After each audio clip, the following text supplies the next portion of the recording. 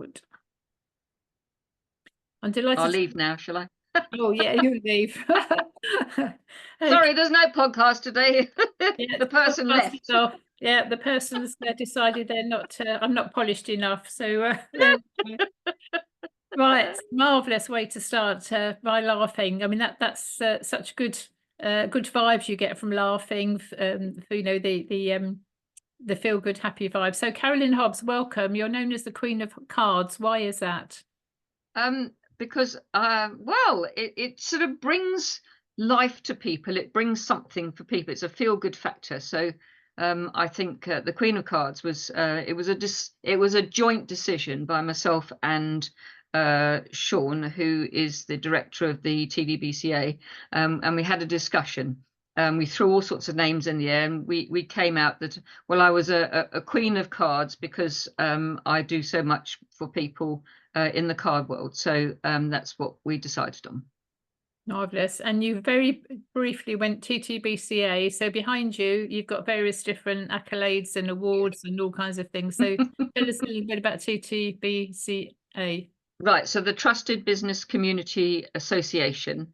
I stumbled across the association in lockdown, and I used to go along every Friday morning for 3 hours for the coffee drop-in. You could go in and out as many times as you wanted to in between meetings. That's why it was called the coffee drop-in. And it's kind of stuck, and I miss not going.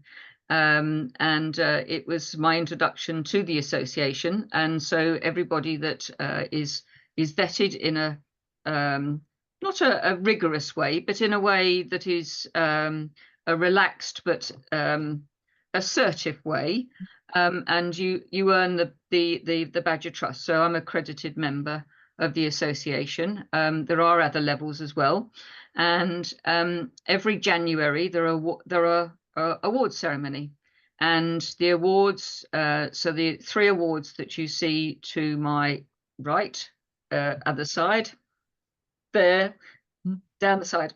They are 2 of them are voted for by customers, the public, association members, and people on LinkedIn.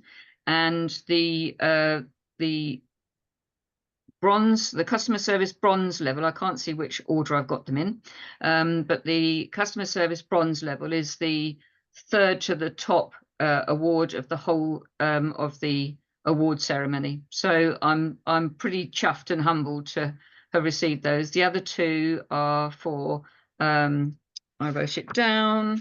Let's grab my bit of paper quickly. Office Supplier of the Year and Joint Retail Business of the Year. And I was very humbled again to receive awards. I received 2 awards last year and the Community Award the previous year. So they seem to be racking up. As long as they're not real awards, I don't need to have a shelf to put them on. But they are real awards. You've been voted. Oh, yes. Your customer service and all the wonderful things. So what's the big deal, Carolyn, about the receiving a card? Why? I mean, the phone doesn't ring anymore. We don't get mail through the post, and it's almost like you're going backwards. So tell us what's the big deal? Well, it's a feel-good factor. And it if you have people that are struggling with their mental health, or if they're struggling being on their own, a card popping through the post, you've got several aspects. You've got somebody that's posted a card. They've chosen the card. They've decided what to write in the card. They've addressed it and they posted it. So all those factors are a feel-good factor for that person receiving the card. It's a great value to that person. They've done tests, and there were tests done for people. There was some medication given to a group of people, and the other group of people were sent cards. And the result was that the medication didn't do as well as the cards being sent to the individuals because of the different elements and the how it reacts, how the brain reacts to something. I'm not in that field, so I don't understand it all. But I can understand receiving a card. I mean, I live on my own and I love receiving cards. People think because I sell them, I don't like receiving them. But yes, that's far from the truth. And it just does people good to receive a card. And you then, if you like the card, you can have it as a memory. You can put it on in a frame in a wall. You can't really put a WhatsApp or a text message or even an email in a frame. That it's not the same. And so you have the image and the words, and you can always take it out of the frame and reread the words if you so wish, if there is a lot of words written by the person that sent it. So there's all sorts of elements to receiving a card that people don't really very often get. At Christmas time, you get people say, "Oh, I can't afford to send a card," and I say, "Well, okay, where's the card going?" "Oh, it's going to Scotland, so it's going to be cheaper for you to take it to Scotland. It's cheaper to post it." And it landing on somebody's lap, they enjoy receiving that. So if you didn't send one, they might think something has happened to you or you died or something, because it's always been. And people, yes, it is expensive, but it's not as expensive as driving there. And a lot of people say, "Well, I'll give to charity." Well, a lot of the cards are for charity, so they're hitting the charities in the pocket. I mean, a lot of the cards that I sell at Christmas time are charity cards, so it hits the charity in the pocket by not buying the cards. So it's a difficult one, and I understand, in this time, when people are struggling, that 75 pence to send a card is a lot of money, but emails aren't sustainable, and they're not really good for the planet, although they are quick getting there. A card is far more sustainable. It's recyclable. It goes back, and then more cards are made from the pulp. So they're far better in the long run, and they do people so much good. I quite agree. It was my birthday yesterday, actually, and Oh, belated happy birthday! thank you. In days gone by, I would have had loads of cards, especially when you're kids and you have your parties. Well, I didn't have. I had my first birthday party when I was 37. But anyway, that's another story. So I had literally hundreds of messages and WhatsApp and Telegram and email and Facebook and LinkedIn, and I think they were all different places. So I literally hundreds and hundreds. However, I received one birthday card, and I was so chuffed with that because, as you said, the person had made the effort, Yeah. and gone to the post office or, post box or whatever. And it is a feel good thing, and it was lovely to receive. Yeah. Yes, it does make a lot of difference. So, how did you get to be the Queen of Cards? So I'm sure you didn't wake up one morning when you were 10 years old and think, "I'm going to be the Queen of Cards." So what happened? No. Well, so going back, I worked when I worked, I tended to work in admin. So it was sort of the backbone of an office. I preferred working in the backbone of an office rather than the upfront part. And so I worked for many years doing that job. And then in 2006, I was married then, and I went to a horse show. And I like to go to different shows because the stalls they have there are very different to a traditional craft fair per se. And I stumbled across a lady who was selling cards that were made in and printed in the UK, and all designed by British artists. And they were rather fantastic. And so I took the literature home and had a read and decided, well, it might be something that I'd like to do. And a couple of days later, I decided it was something that I wanted to do. This was with a company called Phoenix Trading. And so I signed up, much to my husband's disgust, because he was the old-fashioned sort that you should live in each other's pockets and not do anything outside living in each other's pockets. So that wasn't really in my radar, which didn't really go down very well. And so I just continued. I built up custom in the village that I lived in at the time, and people got used to. Some weren't quite sure, is it a scam, never seen you before, chucked the brochures in the bin. But eventually, people came round to realizing that I was kosher and I wasn't going to run off with their money and so on. And So I built up a good customer base in the village, and I then went out and did some fairs and Christmas events through the year. Wasn't a lot, but you know, enough to sort of get my name out there. And along came 2011, and I decided that I'd really had enough of being told that I can't do this and can't do that. So I left, and I moved into a little flat in the town where we originally lived and had got married. And I started on my own again. And a lot of people even noticed a difference within the first week of me having left. So that speaks volumes in itself, really. And so I just carried on doing the same. So there were one or two people that I knew in the town, and I just was asking, you know, do you know anybody that would like to buy cards that don't necessarily have to go to the card shop? I can come to their home, they can buy without stress, and so on and so forth. And started to build up another customer base here. And then the ladies in my team that lived where I had previously just come from, I handed the customers that I'd built up to them, so it was easier, so they could just go down the road and buy from my team member. And I started again here, and I just did brochure drops. I've made some very good friends, and one particularly with a lady and her family. She loved the cards. We hit it off. And they trust me to look after their house every year, and their dogs and their grumpy cat. And I house it while they go on holiday, all through selling cards. So, you know, it sort of hits in different ways, and how you get on with people. Some, you know, they look forward to you going round and having a cup of coffee and looking through the cards, and others it's looking after their houses. You know, it's on all sorts of levels. It's very strange. And a lot of people gain confidence in, you know, if they didn't have so much confidence. I'm fairly confident, I think.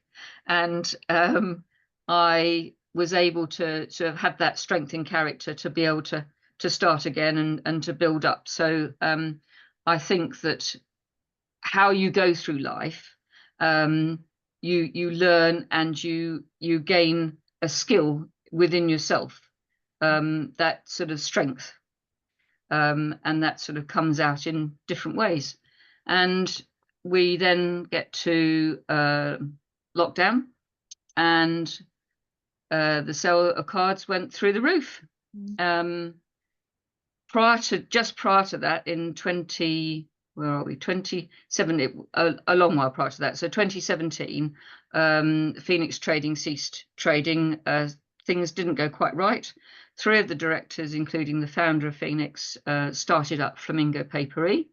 They launched in February 2018, and things were going great. Sales through the roof during lockdown. And then we had the postal strikes at the end of 2022. And that really put paid to things. They hadn't realised how catastrophic that had been, because they donated £10,000 to charities from the Christmas sales. So in the January, they discovered that sales hadn't been good at all. But a long story short, they ceased trading in May of last year, which was very, very sad. And there was about 5,000 of us. We had to sort of think of different ways, because a website came with what we did. We had brochures. We bought all the aids, sales aids and everything from them. And so we've all sort of had to think on our feet and developed websites and developed new ways of selling. So apart from selling the cards, I offer card writing services as well. So that's another way. So I get to be able to send cards to people. So that, again, the feel-good factor, that I'm writing on behalf of perhaps a business owner or a family member. Although it's about this, I think it's a fabulous idea, because with me living abroad and my family being in the UK, it's not going to be possible to do what I'd hoped. But the thought that there is somebody like you who can help expats to get the message through, and the handwritten you know, something handwritten. I think it's Yeah. wonderful. Yeah, I think you've done very well. So yet again, you're having to pick yourself up and Mm. crack on with this Yeah. new Carolyn's card box. Yes, well, I had originally it was Carolyn Hobbs, Flamingo Papery partner, and prior to that, Phoenix Trader. And I ran a competition. I found a lady and she'd design a couple of logos, and I ran a competition with my customers. And the customer that chose, I pulled the name of a hat, and the logo is what you see, Carolyn's card box. I like cards, love lavender, so it was a good combination. And it turned out to be my a friend that lives 2 doors down the next block of flats, and her name came out of the hat, and she won the competition. So she won a few cards for that. But it's writing a card and being able to be there. So the card writing service I offer for business owners is if a business owner wants to connect with a client on a slightly different level, then they can have a work anniversary card sent, or birthday cards sent to clients, VIP clients. The service that you mentioned just now for expats, so anybody living abroad and has family and friends in the UK, I can be contacted. We can sort out which designer card you like to be sent, and then I would ask them to send me what they would want in the card, to send it to me rather than take it and I write it down, because I don't want to write down an incorrect word and then it ruin the message. And then I would then post it on, and there's just a small fee for writing the message, as long as it's not War and Peace, of course. And then that hopefully will help family and friends. I mean, the postal service over in South Africa, for instance, it's a postal service, but a very corrupt postal service, and is really virtually non-existent. So a few people that I've spoken to over there, their ears pricked up when I told them what I was doing. So hopefully that might conjure up some interest there. But I think, if you're sending a card in, all sorts of things can happen along the way, especially if it's over the Atlantic or wherever it's from. It's got a shorter distance to go from me to somewhere in the UK than it has from somebody living abroad into the UK. So absolutely. Yeah. You mentioned cards for business, work anniversary. So what other kind of businessy messages do you end up sending? Well, it's really up to the business owner of what they want to do. So it could be maybe thank you cards to suppliers, work anniversary card. If they know the client that well, it could be birthday cards for the children. It depends on what relationship really a business owner has got with their clients. I'm a sort of facilitator for a card, really, rather than getting involved with the sort of nitty gritty of it all. They just say, right, well, I want that sent there and that sent there, and so on and so forth. So it's a bit sort of matter of fact, and then obviously the family and friends is on a lesser matter of fact. So it covers all sorts of eventualities, I think. Nice. So when you're not doing card writing, what's the rest of your life look like? But wildlife photography, like watching clouds. I do reports for what is it? The weather watchers on the BBC. So I send in photographs for that. Walking the dog. I'm involved with a photography club in my local town. Watch a bit of telly. Love gardening. All sorts of different things, really. Nice. Yeah. And do you make any cards? You mentioned photography. Do you use any of your photography to make cards? I haven't thus far. However, I was having a conversation with somebody the other day, and they said, "Well, really, you should. You've got them sitting there. You might as well try and monetize some of it." So I'm looking into the cost of perhaps that. So maybe a set would be pre-ordered, so pre-ordered and paid, and then I can get those printed off the back of that. So it's kind of watch this space and see whether I can get the right price for something like that. Yes, because it's in short bursts of printing is more expensive, obviously, than a big run. So got to look at that and get some prices for that. Yeah, of course, that makes a difference. And I've got a printer here, but the cost of the cartridges, it's just ridiculous. Oh, it's astronomical. Modem, and then the office it's in, it's too hot, it's too cold, you know, they dry up, they boil over or whatever, and you know, I think I only use it, you know, minimal amount, and it's ridiculous amount of money. So yeah, costs can build up. So there we go. So how do people find you, Carolyn? Where do they? What's your website address? Well, I have a website that's predominantly just for the UK, because it can get into complexities with going abroad. So at the moment, just in the UK. So I'm available on LinkedIn, and I'm also on Facebook, and I'm also on Instagram. So my Facebook and Instagram is the @ and then Carolyn's Card Box, all one word, on both of those. And then my LinkedIn is Carolyn. I'm Carolyn Hobbs on LinkedIn, and I have a business page on there, but I use my personal profile on LinkedIn. Cool. Okay. So you don't have a website as such at the moment? Well, I don't know. It is a website, but it's just for selling the cards. It's not really. It's a very simple website until I can see whether or not I need to sort of take it a step further. Yes. To you know, pay for something. So I'm just sort of seeing how it goes. Okay, lovely. Well, lovely to speak with you, Carolyn. Good luck with your latest version of your card business. But I love the personalization of it. And well done on your awards. Well done. Thank you very much. It's been lovely chatting with you, Elaine.